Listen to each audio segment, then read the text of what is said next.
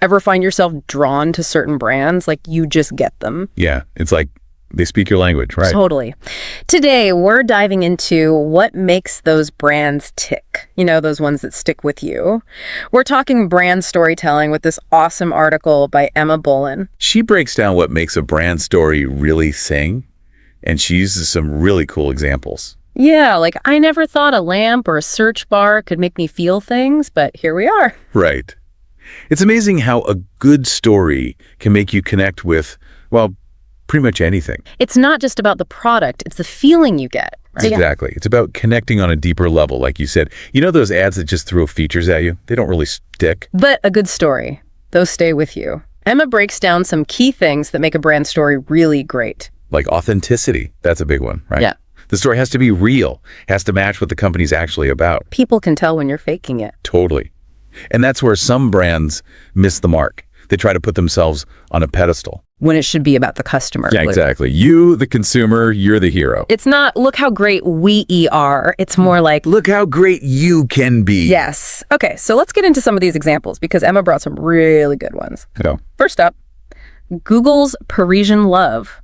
They took something as simple as a search bar and created this whole love story. Talk about emotional impact. Just a simple story, but it really gets you. It proves you don't need all the bells and whistles. And speaking of simple but effective, have you seen that IKEA lamp ad? Oh, the one where the old lamp is just left out in the rain? Yeah, it's hilarious. Well, that's unexpected. Yeah. And kind of genius. Right. So playful and funny, and it just works for IKEA. They're playing with your emotions, right? Making you laugh, but also subtly saying, hey, maybe upgrade your lamp. It makes you see IKEA differently, that's for sure. And then there's the classic example, Apple's 1984 ad. Talk about making a statement. Legendary, so bold. They weren't afraid to be different. It totally set them apart, you know? And it showed they weren't afraid to take risks. Speaking of risks, selling glasses online. That's a tough one. How do you even... Yeah, right. But Warby Parker nailed it. Yeah. They're how Warby Parker glasses are made ad. So smart. They focused on the craft. The people behind the glasses. You felt good about buying from them, you know? Exactly. It built trust. And speaking of trust, Pampers. Taking on stereotypes, that's brave. Oh, those dad ads. Yeah, so real, you know? Showing dads just figuring it out. They weren't afraid to make fun of it a little too, which I loved. Made them relatable. Kind of like those meerkats. I mean, come on, compare the market. Genius. They're everywhere. You can't forget them. That's the point, right? They got your attention. Yeah. And it worked.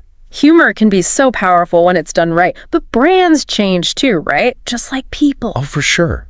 They have to adapt. Like Old Spice. Remember their old ads? Like the sailor guy. Yeah. Not exactly modern, you know. So they switched it up completely. Talk about a brand makeover. And it worked. They got people talking again. But it wasn't just about being funny. It still felt like Old Spice. Exactly. They stayed true to themselves. And sometimes the best stories come from the customers themselves. Oh, absolutely. User-generated content. That's powerful stuff. Like those memes and things people create. Means they're invested. They're a part of it. Like Marks and Spencer, their food ads. This is not just food. Right, exactly. It's emotional. It's those moments that matter. They make groceries feel like an experience. And Mercedes-Benz, that snow date ad. Oh, my heart. So simple, but so effective. It's not about the car. It's about that feeling of safety, you know? Exactly. They tapped into something universal. We all want to feel safe. Speaking of which, remember that John Lewis insurance ad?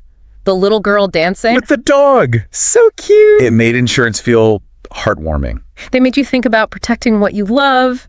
And then there's Nike, always pushing the limit. Angry chicken. Never forget it. So weird, but you can't look away. That's Nike for you. Bold, unexpected. Even if it involves, you know, a chicken chasing you down. So we've seen a lot of great examples. Right. But how do you find your own brand story? It's like, where do you even begin? Start with the basics. What are your values? What makes you stand out? And what problem are you solving for your customer? That's key. Right. It's about meeting a need, but also tapping into those emotions. So you really have to listen to your audience. Absolutely. What are they saying? What do they care about?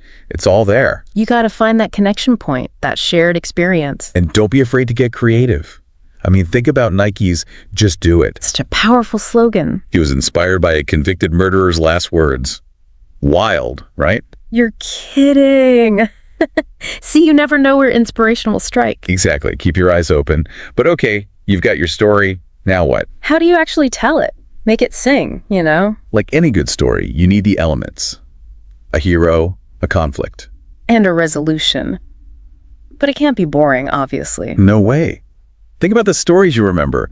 They made you feel something, right? They made you laugh, they made you think. Exactly. It's about connection. Going beyond just selling something. Right, it's bigger than that. It's about building something real. And it's not a one-time thing either. It's ongoing. Like a conversation, you're saying. Exactly. You're building a relationship with your audience. So even if you're not like a CEO or whatever. Yeah, just someone who enjoys a good story. Right.